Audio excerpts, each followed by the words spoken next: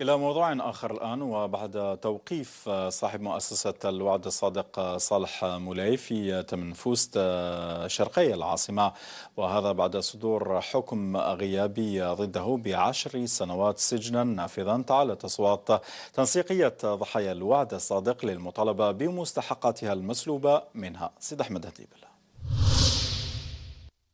بإلقاء القبض على صاحب إمبراطورية ما يعرف بمؤسسة الوعد الصادق صالح مولاي بسور الغزلان، بدأ فصل جديد أبطاله الضحايا. مولاي صالح، وبعد أن كان في حالة فرار على إثر الحكم الصادر بحقه عن محكمة سور الغزلان والمتمثل في 10 سنوات سجنا في حقه شهر جويليا الفارط عن تهمة النصب والاحتيال وتكوين جمعية أشرار، عادت تنسيقية ضحايا الوعد الصادق للمطالبة بما أسمته بحقوقها المسلوبة منها.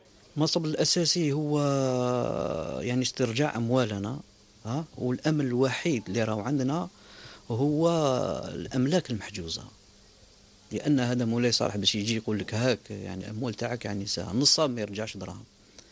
الأمل تاعنا هو الأملاك المحجوزة اللي حجزت عليها الدولة، ماذا بينا تتصفى وكل ضحية يدي مستحقات نتاعو.